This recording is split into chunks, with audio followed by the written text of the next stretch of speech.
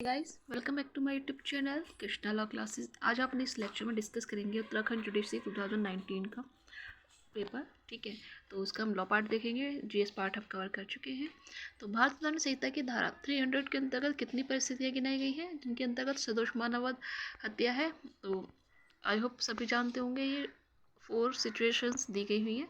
ठीक है, जिनमें आपराधिक मानववध को हत्या माना गया है। ठीक है, और बाकी जो 5 एक्सेप्शन है वो हत्या न होकर आपराधिक मानववध है अकॉर्डिंग टू सेक्शन 300। ठीक है, और नेक्स्ट क्वेश्चन है कि ए बी को घोर उपहति कारित करने के आशय से बी के घर में प्रवेश करता है, किंतु पाता है कि बी घर में नहीं है। ए द्वारा कौन सा अपराध किया गया है? तो ऑप्शन नंबर ए घोर उपहति कारित करने का, या ऑप्शन नंबर बी गिरहवेदन का, या ऑप्शन नंबर सी कोई अपराध नहीं, या फिर ऑप्शन नंबर डी ए तथा बी दोनों। तो जिसका राइट आंसर रहेगा वो रहेगा ऑप्शन नंबर ए, गुरुपति कायद करने के प्रयास करने का। ठीक है, क्योंकि वैसा कुछ उसने काम नहीं किया, एक्ट हुआ नहीं, लेकिन अटेम्प्ट तो उसने कर दिया ना। ठीक है, और नेक्स्ट है भारतीय दंड संहिता के अंतर्गत शरीर एवं संपत्ति की प्राइवेट प्रतिरक्षा में आक्रामक की मृत्यु कायद की जा सकती है। तो कौन कौन से सेक्शन बताए गए हैं?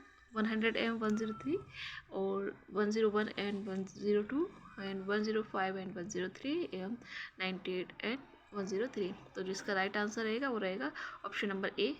सेक्शन 100 एंड 103 में ये बताए गए हैं कि कोई भी व्यक्ति अपने शरीर या संपत्ति की प्राइवेट प्रतिरक्षा में यदि कोई जो उस पर आक्रमण कर रहा है, आक्रमणकर्ता की मृत्यु भी कारित कर सकता है। इनमें भी सिचुएशंस बताई दी गई हैं कौन कौन सी सिचुएशन में कर सकता है। ठीक, और नेक्स्ट है कि भारतीय दंड संहिता की किस धारा के अंतर्गत दुष्प्रेरण का प्रावधान है? तो आई होप सभी जानते होंगे 107 में दिया गया है। ठीक, कॉमन सा क्वेश्चन है। तो दुष्प्रेरण किस तरह से होता है? किसी व्यक्ति को अपराध करने के लिए उकसाने द्वारा, षड्यंत्र में शामिल होने के लिए, या तो षड्यंत्र में शामिल होता है या फिर अपराध करने के लिए एक व्यक्ति को जानबूझकर सहायता देने द्वारा। ठीक है, एक्स रास्ते में वाई से मिलता है। वाई एक खतरनाक चाकू एक्स को दिखाता है और उसकी घड़ी की मांग करता है। एक्स अपनी घड़ी वाई को दे देता है। तो कौन सा अपराध किया गया है? तो ऑप्शन नंबर ए चोरी, ऑप्शन नंबर बी उद्यापन, या लूट, या फिर हमला। तो आई होप सभी जानते होंगे कॉमन सा क्वेश्चन है लूट। ठीक है, according to section 390। Next question है प्रसिद्ध वाद आर बनम गोविंदा में अभियुक्त गोविंदा को किस अपराध के लिए दंडित किया गया था? तो ऑप्शन नंबर ए सदोष मानववध के लिए, घोरपति के लिए, हत्या के लिए, और दोष मुक्त कर दिया गया उसे, तो उसे सदोष मानववध के लिए दंडित किया गया था। तो आर बनाम गोविंदा के मामले में अभियुक्त गोविंदा को हत्या की कोटि में न आने वाला आपराधिक मानववध के लिए दंडित किया गया था। हत्या के लिए नहीं, क्योंकि अभियुक्त का आशय अपनी पत्नी की मृत्यु कारित करना नहीं था, और न ही अभियुक्त द्वारा पहुंचाई गई शारीरिक क्षति इतनी पर्याप्त थी कि प्रकृति की सामान्य अनुक्रम में उससे मृत्यु की जा सकती थी, इसलिए उसे मर्डर के लिए नहीं, आपराधिक मानववध के लिए दोषी ठहराया गया। नेक्स्ट, जब कोई व्यक्ति आजीवन कारावास के दंडादेश के अधीन हो और यदि किसी की हत्या का प्रयास करता है और यदि उस व्यक्ति को उपहति कारित हो तो क्या होगा? उस व्यक्ति को मृत्युदंड से दंडित किया जाएगा, या उपहति कारित करने के अपराध के लिए दंडित किया जाएगा? ठीक है, या फिर उस व्यक्ति को आजीवन कारावास से दंडित किया जाए तो उसे उस व्यक्ति को मृत्युदंड से दंडित किया जाएगा। ठीक, तो जो कोई भी अकॉर्डिंग टू सेक्शन 307 कारावास के अधीन रहते हुए आजीवन कारावास के किसी को यदि उपहति कारित करता है और उसे किससे मृत्यु से दंडित किया जाएगा। ठीक है, कौन सा चोरी का आवश्यक तत्व नहीं है? ऑप्शन नंबर ए चल संपत्ति, ऑप्शन नंबर बी संपत्ति का कब्जा, या ऑप्शन नंबर सी उस संपत्ति का स्वामित्व, या उस संपत्ति का हटाना। तो आई होप सभी जानते हैं चोरी के लिए पोजेशन जरूरी है, ओनरशिप जरूरी नहीं है। ठीक है, तो ये उस संपत्ति का स्वामित्व इसका आवश्यक तत्व नहीं है, बस जिसके पोजेशन में है वही से चोरी मान ली जाएगा। अभिरक्षा में बलात्कार के दंड का प्रावधान है, तो 7 वर्ष का कठोर कारावास तथा जुर्माना, या फिर कठोर कारावास जो 10 वर्ष से कम नहीं है परंतु आजीवन कारावास हो सकेगा तथा जुर्माने से भी दंड नहीं होगा। The right answer is option number B according to 376 sub close 2।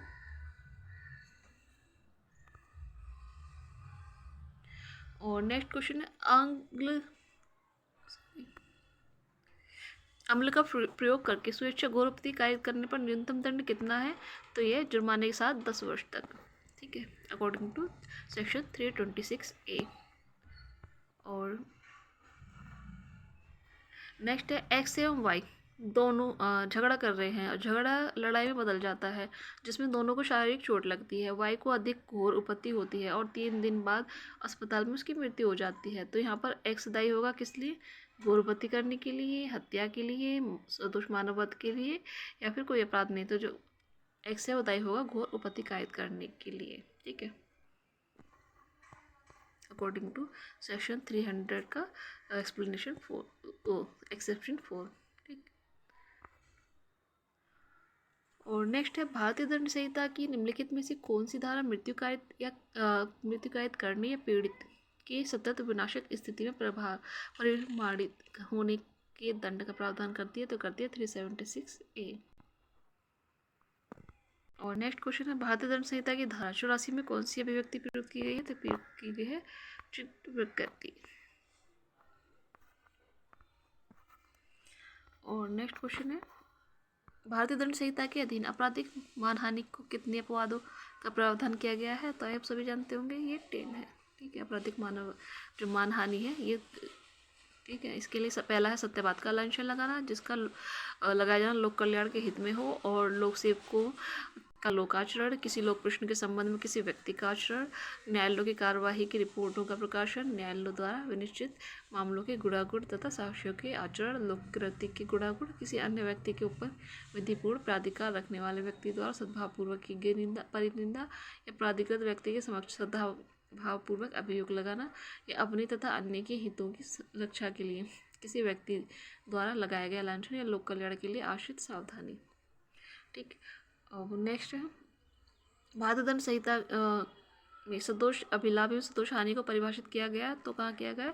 तो ये option number B right answer है, सेक्शन 23 में। ठीक है, और अकॉर्डिंग टू सेक्शन 22 ये जंगल संपत्ति के बारे में बताता है, और 24 बेईमानी से, 27 पत्नी लिपिक या सेवक के कब्जे में संपत्ति के बारे में बताता है।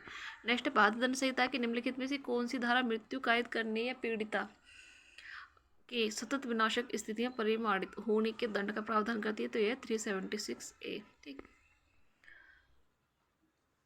भारतीय दंड संहिता की धारा 84 में कौन सी अभिव्यक्ति प्रयुक्त की गई है? तो प्रयुक्त की गई है चित्त विकृति। ठीक,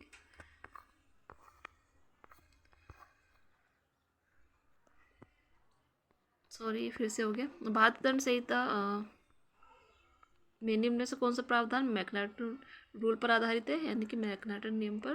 तो यह है 84। और भारतीय दंड संहिता में कौन सी धारा दंगा को परिभाषित करती है? तो आप सभी जानते होंगे 159, जबकि इसके लिए दंड 160 में दिया गया। 146 में बलवा करने को परिभाषित किया गया, 148 में घातक हथियारों से लैस होकर बलवा करने को परिभाषित किया गया है।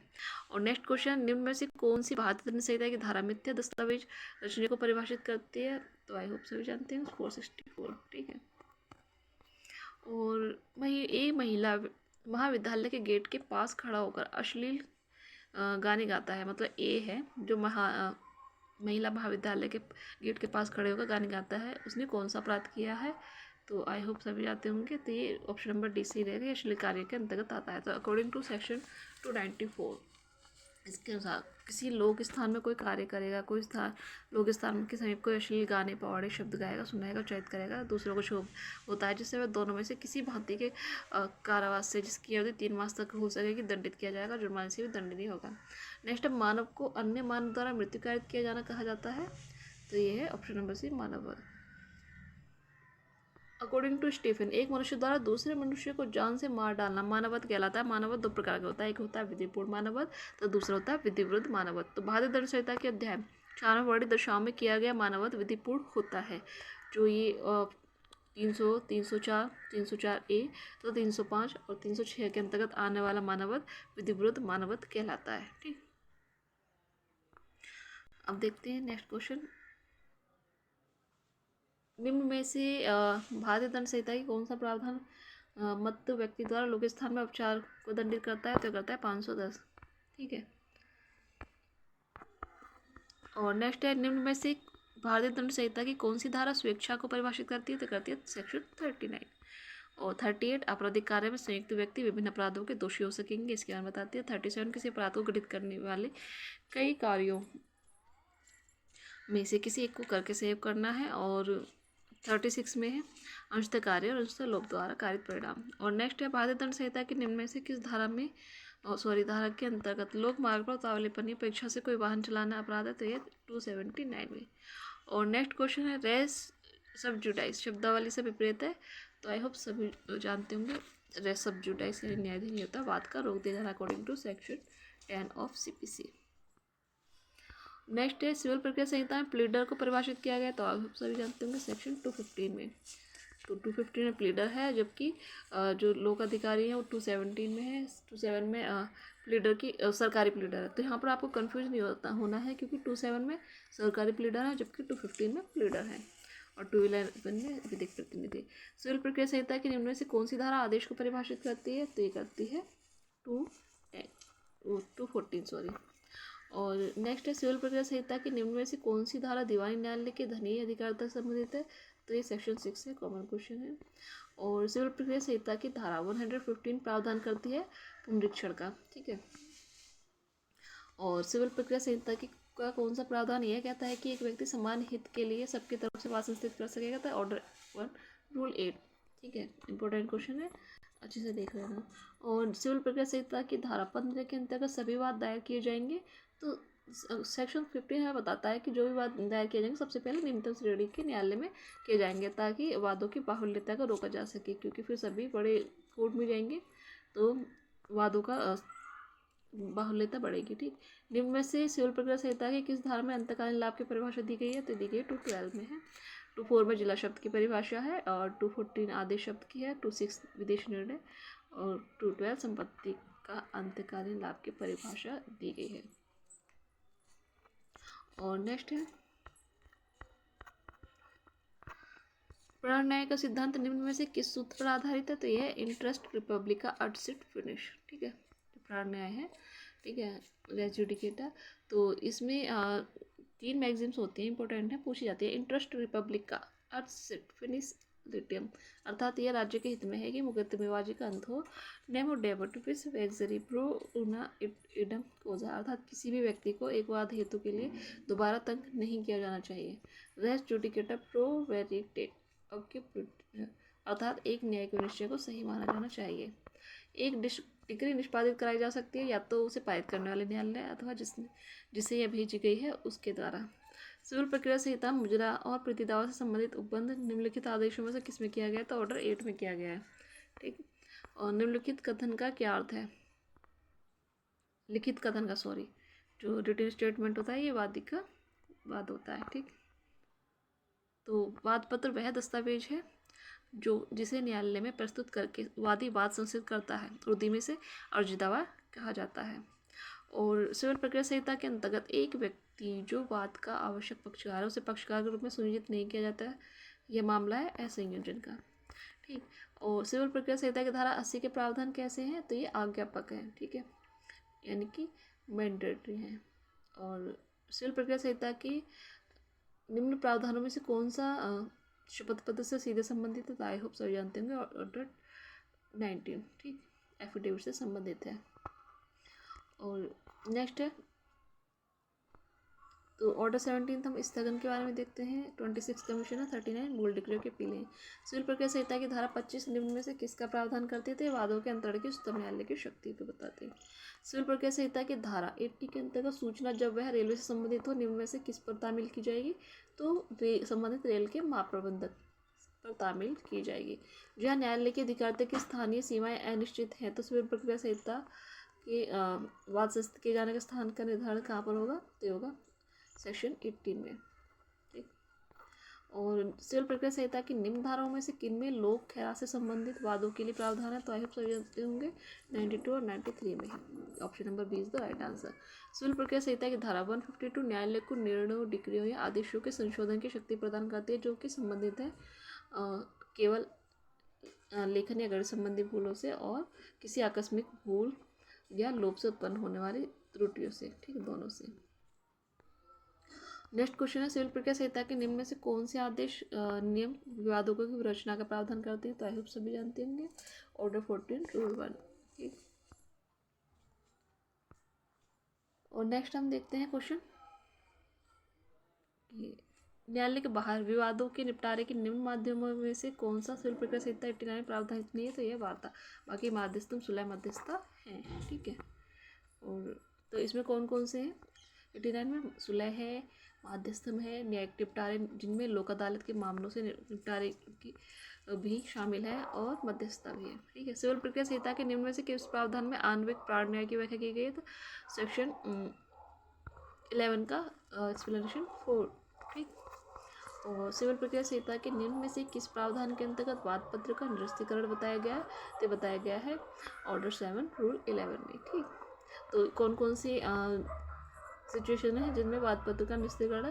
एक तो ये कि जहाँ वाद पत्र कोई वाद हेतु की प्रकट नहीं करता है तो निरस्तीकरण किया जा सकेगा, या जहाँ दावा के अनुतोष का मूल्यांकन कम किया गया है, या फिर अपर्याप्त स्टाम्प पर लिखा गया है, विधि द्वारा वर्जित है, या फिर 2 कॉपीज में नहीं है, या फिर नियम 9 के बंदों के अनुपालन करने में असफल रहा है। तो सिविल प्रक्रिया संहिता की किस धारा में कैविएट दायर करने का अधिकार प्रदान किया गया?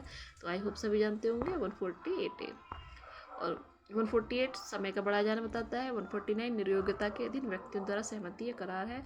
147 न्यायालय फीस की कमी को पूरा करने की शक्ति है। ठीक। और नेक्स्ट क्वेश्चन है, द्विविवाह कायित होगा यदि पश्चातवर्ती विवाह वैध है या फिर शून्यकरणीय है या फिर शून्य है। ठीक।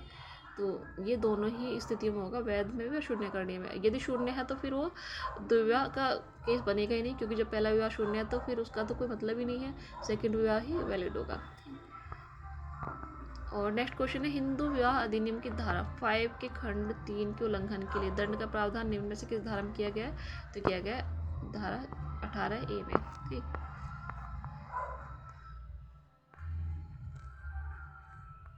तो हिंदू विवाह अधिनियम की धारा 5 में वैध विवाह के लिए विवाह के पक्षकारों की न्यूनतम आयु का वर्णन किया गया है। लड़की की 21 वर्ष और लड़की की 18 वर्ष। और नेक्स्ट है, हिंदू उत्तराधिकार अधिनियम के अनुसूची के वर्ग 1 में पुत्र में सम्मिलित नहीं है कौन? सौतेला पुत्र सम्मिलित नहीं है। ये आपको याद रखना है, बहुत बार क्वेश्चन पूछा गया है। सारे पुत्र है लेकिन सौतेला नहीं। हिंदू विवाह अधिनियम के अंतर्गत निम्न में से कौन सा शून्यकरणीय विवाह का आधार नहीं है? तो नपुंसकता है, बल प्रयोग या कपट है, चित्रवृत्ति है, जो कि द्विविवाह नहीं है। नेक्स्ट है,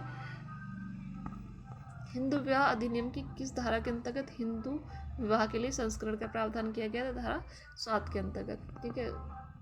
सप्तपदी के बारे में बताया गया है इसमें। और सेक्शन 6 बताती है विवाहार्थ संरक्षितता, और जबकि 8 बताता है हिंदू विवाह का रजिस्ट्रीकरण, 9 बताता है दाम्पत्य अधिकारों का प्रतिस्थापन।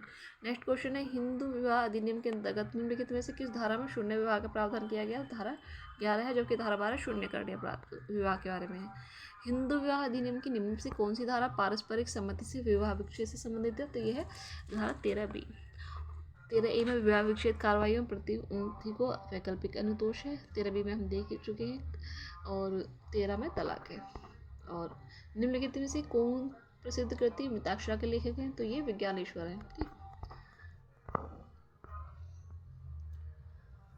और नेक्स्ट है, जीमूतवाहन अपनी इस कृति के लिए जाने जाते हैं, तो दायभाग के लिए जाने जाते हैं। हिंदू उत्तराधिकार अधिनियम की धारा 14 लागू होती है केवल चल पर, अचल पर या दोनों पर? तो ये दोनों पर लागू होती है। ठीक है।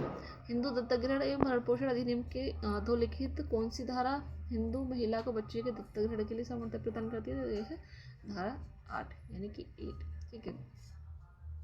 तो ये महिला के लिए बताती है, जबकि 7 पुरुष के लिए बताता है दत्तक लेने की सामर्थ्य। सेक्शन 3 में परिभाषाएं डेफिनेशंस दी गई हैं इसमें। और 4 है अधिनियम का देहरोही प्रभाव। हिंदू अप्राप्तव्यता और संरक्षण अधिनियम की धारा 6 के अंतर्गत अप्राप्तव्य का नैसर्गिक संरक्षक कौन है? तो ये माता तथा पिता दोनों, मामले के अकॉर्डिंग जैसा भी मामला होगा उसके अनुसार। और नेक्स्ट क्वेश्चन है, निम्न किस वाद में उच्चतम न्यायालय ने यह निर्देशित किया है कि सभी व्यक्तियों, चाहे वे किसी भी धर्म के हों, कि विवाह का उनके राज्य में पंजीकरण हो, विवाह संपादित हुआ हो, यदि वे भारत के नागरिक हैं तो? आई होप सभी जानते होंगे, इंपॉर्टेंट केस है, बार बार पूछा जाता है, सीमा बनाम अश्विनी। ठीक। और तो अब हम मुस्लिम विधि पर आ जाते हैं। तो तुहर से क्या अर्थ है? तो ये 2 रजो धर्म के मध्य की स्थिति होती है, अवधि होती है। ठीक है। तो तुहर एक पवित्र अवस्था होती है, जबकि पत्नी मासिक धर्म के अंतर्गत नहीं होती है।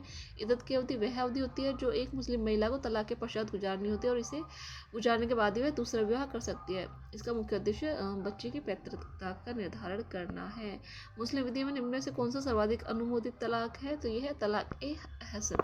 तो तलाक ए हसन को मुस्लिम विधि में तलाक का सबसे अच्छा तरीका माना जाता है, जब पति पत्नी का तलाक एक तो घोषणा यानी तुहर की अवस्था में देता है, मतलब एक बार में ही जब वो तुहर हो यानी पवित्र हो उस टाइम पर उसे दे दिया जाता है तलाक एक ही घोषणा में, और इद्दत की अवधि समाप्त होने तक संभव नहीं करता, तो यह तलाक तलाक ए हसन कहलाता है। इसे सर्वोत्तम तलाक इसलिए माना जाता है क्योंकि इसमें तलाक की केवल एक ही घोषणा की जाती है और अपने फैसले पर सोच विचार करने के लिए उसे 3 माह का समय मिल जाता है। ठीक है, यदि वह चाहे तो अपने द्वारा दिए गए तलाक को खारिज कर सकता है। सुन्नी पुरुष का किसी संप्रदाय की मुस्लिम महिला से विवाह कैसा है? वैध है, जबकि शिया का नहीं है। निम्न में से कौन सुन्नी विधि की एक शाखा नहीं है? तो हनबली है, शफई है, मलिकी है, जबकि मुताजिला नहीं है। ठीक है, नेक्स्ट है हिजानत से क्या अर्थ है? तो हिजानत केवल बच्चे पर माता की अभिरक्षा होती है। ठीक है, और नेक्स्ट है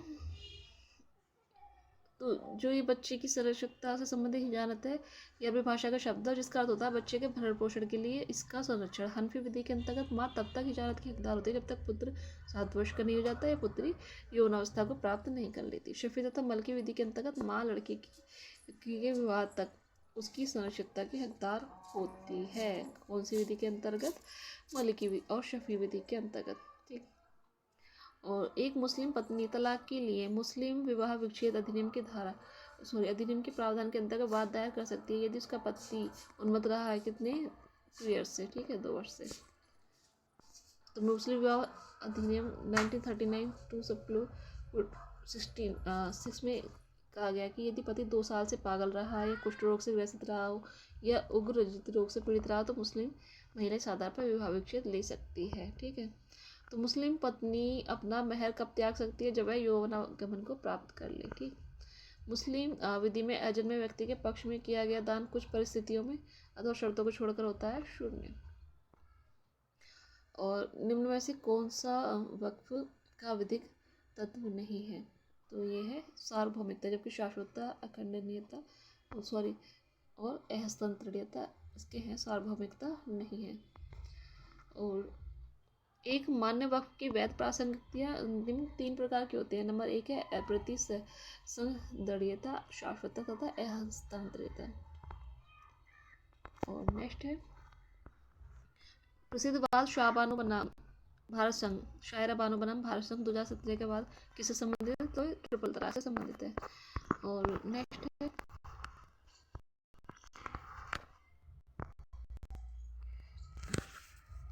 सॉरी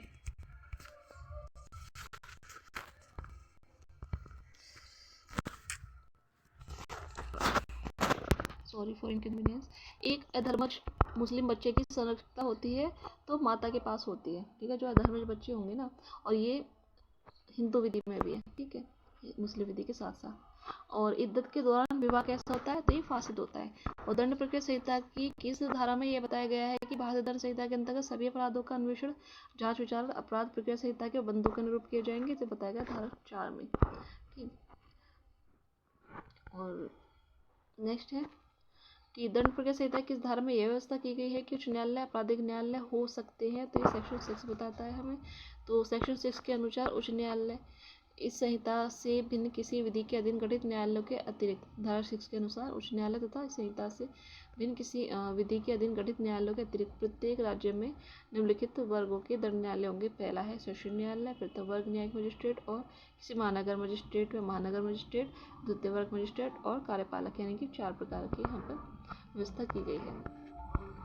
किसी जनपद में सत्र न्यायालय स्थापित करने का प्राधिकार किसे दिया गया है? तो दिया गया राज्य सरकार को। ठीक है, और सत्र न्यायालय के पीठासीन अधिकारी की नियुक्ति कौन करता है? तो आई होप सभी जानते होंगे, ये उच्च न्यायालय करता है। और नेक्स्ट क्वेश्चन है जनपद के मुख्य न्यायिक मजिस्ट्रेट की नियुक्ति कौन करेगा? तो ये भी उच्च न्यायालय ही करता है।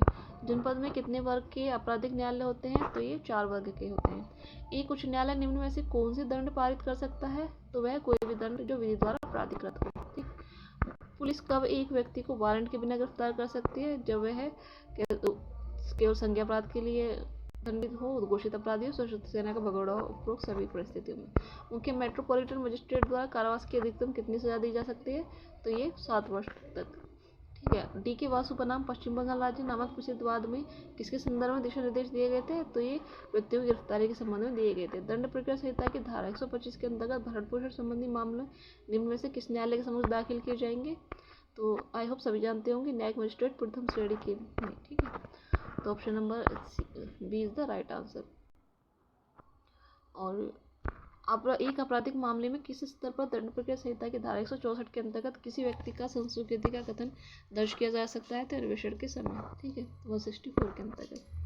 तो दंड प्रक्रिया संहिता की धारा 164 सब क्लॉज 1 के अनुसार कोई महानगर मजिस्ट्रेट या न्यायिक मजिस्ट्रेट चाहे उसे मामले में अधिकारिता हो या न हो, इस अध्याय के अधीन तत्समय किसी अन्य विधि के अधीन किसी अन्वेषण के दौरान या पश्चात, ठीक है, जांच या विचार प्रारंभ होने के पूर्व किसी भी समय अपने से की गई किसी संस्वीकृति कथन को अभिलेखित कर सकता है। दंड प्रक्रिया संहिता की धारा 154 के अंतर्गत संज्ञेय अपराध के घटित होने की संबंधी सूचना कौन दे सकता है? तो हमारा नेक्स्ट क्वेश्चन है, भारतीय साक्ष्य अधिनियम की धारा 133 किससे संबंधित है? तो ये सह अपराधी से संबंधित है, ठीक है, option number B is the right answer. तो सेक्शन 133 बताती है कि कोई भी दोषसिद्धि केवल इसलिए अवैध नहीं होगी कि वह किसी सहअपराधी के असंपुष्ट परिसाक्ष्य के आधार पर की गई है। तो इसके अनुसार सहअपराधी युक्त व्यक्ति के विरुद्ध सक्षम साक्षी होगा। नेक्स्ट है, भारतीय साक्ष्य अधिनियम की किस धारा में दहेज मृत्यु की अवधारणा दी गई है? तो आई होप सभी जानते होंगे, कॉमन क्वेश्चन है, 113B में दी गई है। और 111A है कुछ अपराधों के बारे में अवधारणा, और ये धर्मस्थ के बारे में है 112, 113 एक विवाहित स्त्री द्वारा आत्महत्या के दुष्प्रेरण के बारे में है, 113 भी दहेज मृत्यु के बारे में। दूधनाथ पांडे के बाद वेरी इंपॉर्टेंट केस है, बार बार पूछा जाता है, अन्यत्र उपस्थिति यानी प्ले ऑफ एलिबाई से संबंधित है। शिनाख्त परेड से संबंधित महत्वपूर्ण बात कौन सा है? तो यह रामनाथन बनाम तमिलनाडु राज्य। तो शिनाख्त परेड साक्ष्य की उपयोगिता का स्पष्टीकरण उच्चतम न्यायालय द्वारा निर्णीत रामनाथ बनाम स्टेट ऑफ तमिलनाडु के बाद में मिलता है। इस बाद में क्या निर्णय किया गया था कि शिनाख्त की कार्रवाई बहुत ही लंबे समय से चली आ रही है। इसका ढंग यह है कि जिस व्यक्ति पर शक होता है उसे कोई अन्य व्यक्तियों के साथ लाइन में खड़ा कर दिया जाता है और फिर यह देखा जाता है कि वे व्यक्ति जो मौके पर गवाह थे, ठीक है, उसे पहचान पाते हैं कि नहीं, और पहचान हो जाने पर यह साक्ष्य बन जाता है कि उसी व्यक्ति ने अपराध किया होगा। ऐसी कार्यवाही और भी आवश्यक हो जाती है जब मौके के गवाह अपराधी का नाम न बता पा रहे हों।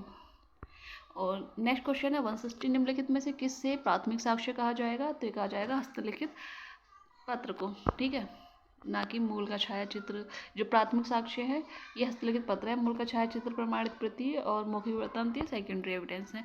भारतीय साक्ष्य अधिनियम की धारा 85C के अंतर्गत न्यायालय इलेक्ट्रॉनिक हस्ताक्षर के प्रमाण पत्र के सही होने की अवधारणा करेगा? तो हाँ करेगा, ठीक है, 85C में शैल प्रिज्यूम है।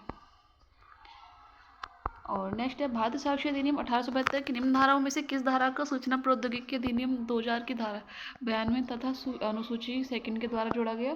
तो 67A को। और भारतीय साक्ष्य अधिनियम के अधीन सूचक प्रश्न सामान्यतः पूछे जाते हैं पुनः परीक्षा में या फिर मुख्य परीक्षा में या फिर प्रति परीक्षा में। तो पूछे जाते हैं प्रति परीक्षा में, ना कि पुनः परीक्षा और मुख्य परीक्षा में। और उसके बाद नेक्स्ट क्वेश्चन है, भारतीय साक्ष्य अधिनियम के अधीन न्यायाधीश के प्रश्न पूछने एवं दस्तावेज वस्तु को न्यायालय में पेश करने की शक्ति का प्रावधान कहाँ पर किया गया है? तो किया गया 165 में। 162 दस्तावेज का पेश किया जाना बताती है। 163 मंगाई गई और सूचना पर पेश की गई दस्तावेज के साक्ष्य के रूप में दिया जाना है, ठीक है। और 164 सूचना पाने पर जिस दस्तावेज को पेश करने से इनकार कर दिया गया उसको साक्ष्य के रूप में फिर उपयोग में न लाना। और सेक्शन 165 प्रश्न करने पेश करने का आदेश देने की न्यायालय की शक्ति है। तो भारतीय साक्ष्य अधिनियम के अधीन विबंध का कौन सा प्रकार सुमेलित नहीं है? तो ये इच्छा द्वारा विबंध, बाकी विलेख द्वारा, अभिलेख द्वारा, आचरण द्वारा विबंध के प्रकार हैं। और भारतीय साक्ष्य अधिनियम 1872 की धारा 112 में प्रावधान है किसका? धर्मस्तु की उदाहरणा का। और नेक्स्ट क्वेश्चन है,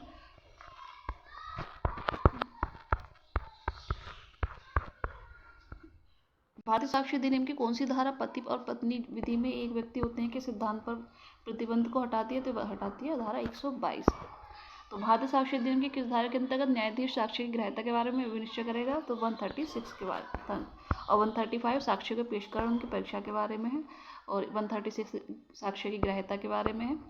और 137 मुख्य परीक्षा, 138 परीक्षा का क्रम। निम्न में से कौन सा वाद भारतीय साक्ष्य अधिनियम की धारा 132 सब क्लॉज 1 से सीधे संबंधित है? तो आई होप सभी जानते होंगे, वेरी मोस्ट इंपॉर्टेंट क्वेश्चन है।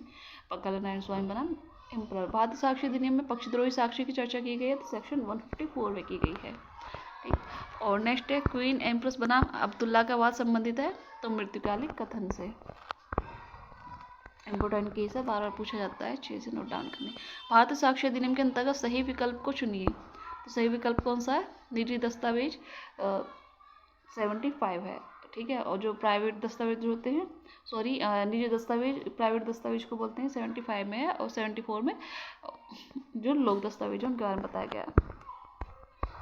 नेक्स्ट क्वेश्चन है, भारतीय साक्ष्य अधिनियम के नियम में धारा 114A निम्न में से किस निर्णय के विरुद्ध व्यापक प्रदर्शन के बाद जोड़ी गई? तो तुकाराम बनाम स्टेट ऑफ महाराष्ट्र, ठीक है। इसमें से ये कहा गया है कि यदि जो पीड़िता है अगर उसने सहमति नहीं दी तो माना जाएगा उसने नहीं दी थी, ठीक है। इलेक्ट्रॉनिक अभिलेख हैं तो दस्तावेजी साक्ष्य हैं, ठीक है। और शिनाख्त कार्रवाई भारतीय साक्ष्य अधिनियम की किस धारा के अधीन है? तो आई होप सभी जानते होंगे, सेक्शन 9। और सेक्शन 7 वे तथ्य जो विवादक तथ्यों का प्रसंग हेतु के परिणाम है। और 8 कंडक्ट हेतु तैयारी पूर्व का पश्चात का आचरण बताता है। धारा 11 प्ले ऑफ एलिबी के बारे में बताते हैं। सेक्शन 9 शिनाख्त पर यानी आइडेंटिफिकेशन से संबंधित है। 176 अंतरण का दस्तावेज वैध रूप से, अभी हमारे टीपीए के आगे, तो अंतरण का दस्तावेज वैध रूप से अनुप्रमाणित होता है जबकि दस्तावेज 2 गवाहों द्वारा हस्ताक्षरित हो जिन्होंने निष्पादक को हस्ताक्षर करते देखा हो और जिन्होंने निष्पादक की उपस्थिति में हस्ताक्षर किए हों, ठीक है। और नेक्स्ट क्वेश्चन है, निम्न में से कौन सी संपत्ति संपत्ति अंतरण अधिनियम के अंतर्गत अचल संपत्ति नहीं है? तो यह पूजा का अधिकार जो मंदिर विशेष के संदर्भ में हो, ठीक है। ये चल संपत्ति मान जाएगा, न कि अचल, ठीक है। और जबकि पुजारी के आनुवंशिक अधिकार को अचल संपत्ति माना गया है, ठीक है। राइट टू वर्शिप नहीं है लेकिन आनुवंशिक अधिकार जो पुजारी का है वो माना गया है। निम्न में से कौन सा अनुयोज्य दावा नहीं है? तो कोई ऋण जिसके लिए न्यायालय द्वारा दी गई डिक्री, ठीक है। बाकी अनुयोज्य दावा है अचल संपत्ति, किराए के बकाये की राशि का दावा, ठीक। और संपत्ति अंतरण अधिनियम के अधीन संपत्ति का अंतरण सम्मिलित है, समर्पण, विभाजन, पारिवारिक समझौता, इनमें से कोई नहीं। तो इनमें से कोई नहीं आता क्योंकि इसमें कोई व्यक्ति किसी को संपत्ति का अंतरण नहीं करता है, ठीक है। संपत्ति अंतरण के अधीन संपत्ति के अंतरण में, क्योंकि इससे पारिवारिक समझौते भी संपत्ति अंतरण नहीं है क्योंकि इससे परिवार के पक्षकार को कोई नवीन स्वामित्व प्राप्त नहीं होता है। साधु माधोदास बनाम पंडित मुकुंद राम के मामले सर्वोच्च न्यायालय प्रभार समर्पण समझौता, बंटवारा, सुखभोग के सृजन आदि समवारों को अंतरण नहीं माना। संपत्ति अंतरण अधिनियम के अंतर्गत में से किसी संपत्ति के अंतरण हेतु वैध प्रतिफल के रूप में मान्यता नहीं है। तो यह है उपयुक्त सभी को, नैसर्गिक प्रेम व स्नेह, चल संपत्ति, कालावधि रूप से की जाने वाली सेवा। और नेक्स्ट क्वेश्चन है, वह नियम जो पश्चातवर्ती बंधक ग्रहीता को अधिकृत करता है कि वो 2 संपत्तियों के पूर्ववर्ती बंधक ग्रहीता को बाध्य कर सके कि वह पूर्व बंधक ऋण को ऐसी संपत्ति से संतुष्ट कराए जो कि पश्चातवर्ती बंधक ग्रहीता के पास बंधक नहीं है। इस नियम को हम क्या कहते हैं? तो इसे हम बोलते हैं क्रम बंधन, ठीक है। और नेक्स्ट क्वेश्चन है, संपत्ति अंतरण अधिनियम के अंतर्गत एक भार कैसा है? तो ये अचल संपत्ति पर ही सृजित होता है, ठीक है। और नेक्स्ट है, पट्टे का पर्यवसान होता है समर्पण द्वारा, विलयन द्वारा और अभ्यर्पण द्वारा, ठीक है। तो पट्टे का पर्यवसान किन दशाओं में हो जाता है? नंबर 1, समय के बीत जाने से, किसी भी निर्दिष्ट घटना के घटित हो जाने पर, पट्टाकर्ता के हित को पर्यवसान द्वारा, विलयन द्वारा, अभिव्यक्त अभ्यर्पण द्वारा, विवक्षित अभ्यर्पण द्वारा और समर्पण द्वारा या संपत्ति को छोड़ देने की सूचना द्वारा। निम्नलिखित में से कौन सी सम्मिलित नहीं है? तो संचयन के लिए निर्देश बिल्कुल सही है, 17 में है। बंधककर्ता के पट्टा करने की शक्ति 65A में है, बिल्कुल सही है। एक सहस्वामी द्वारा अंतरण धारा 44 में है, जबकि धन का विनिमय 120 में नहीं है, जबकि 119 में विनिमय प्राप्त चीज़ से वंचित किए गए पक्षकार के बारे में प्रावधान किया गया है, धन के विनिमय के बारे में नहीं है, ठीक। नेक्स्ट है कि अंतरण के कौन से प्रकार के लिए लिखित विलेख में 2 साक्ष्यों द्वारा अनुप्रमाणित को संपत्ति अंतरण अधिनियम में बाध्यकारी प्रावधान किया गया है? तो विक्रय दान और बंधक में। वैधानिक रूप से एक दान तब तक पूर्ण नहीं है जब तक कि उसका अदाता द्वारा प्रतिग्रहण न कर लिया जाए। ऐसा प्रतिग्रहण होना चाहिए कैसे? लिखित में होना चाहिए या किस तरह से होना चाहिए? तो ये धारा 122 के दूसरा पैरा में स्पष्ट रूप से कहा गया है कि ऐसा प्रतिग्रहण दाता के जीवन काल में तथा जब तक वह देने के लिए समर्थ होगा। प्रतिग्रहण करने से पूर्व अदाता की मृत्यु हो जाती है तो धन शून्य हो जाएगा। इसका राइट आंसर डी है, ठीक है। तो दाता के जीवन काल में तथा जब तक कि किया गया जबकि दाता देने में समर्थ हो। ठीक है, नेक्स्ट क्वेश्चन है, निम्नलिखित में से कौन सा दान संपत्ति अंतरण अधिनियम के अंतर्गत वैध है? तो यह दान जिसका हेतु का अतीत का अयुक्त संभोग हो। अब इसको किया गया पट्टा कैसा है? तो ये शून्य है। और संपत्ति अंतरण अधिनियम के अंतर्गत एक जीवित व्यक्ति से अभिप्राय है तो उपयुक्त सभी से केवल मनुष्य, लिमिटेड कंपनी, भागीदारी फंड सबसे। ठीक है, और नेक्स्ट है, बंधककर्ता का मोचन का अधिकार इसके साथ संविस्तीर्ण है। किसके? बंधककर्ता को दस्तावेजों की जांच व प्रस्तुतिकरण के प्रति अधिकार, बंधक क्रेता का प्रबंधक का अथवा विक्रय का अधिकार, बंधककर्ता का पृथकता सब एक साथ मोचन करने का अधिकार। निम्न में से कौन विलक्षण बंधक की कोटि में आ सकता है? तो उपरोक्त ए तथा बी दोनों, केवल सशर्त विक्रय द्वारा भोग बंधक या फिर केवल सादा भोग बंधक, तो उपयोग दोनों आ जाएगा। 1 वर्ष से अधिक की अवधि के लिए एक मकान का पट्टा किया जा सकता है केवल पंजीकृत विलेख द्वारा। ठीक है, और शाश्वतता के विरुद्ध नियम का उद्भव इस कौन से वाद में हुआ था? तो कार्डल बनाम पामर में।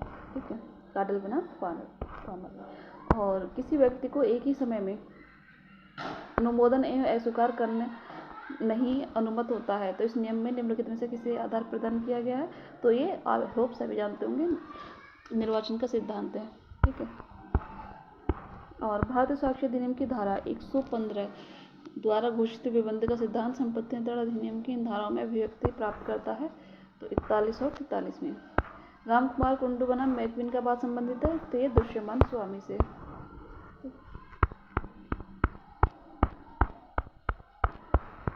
नेक्स्ट क्वेश्चन है, संपत्ति अंतरण अधिनियम के अंतर्गत बंध का उपचार निम्न बंधकों में से किसमें उपलब्ध है? तो सशर्त विक्रय द्वारा बंधक में।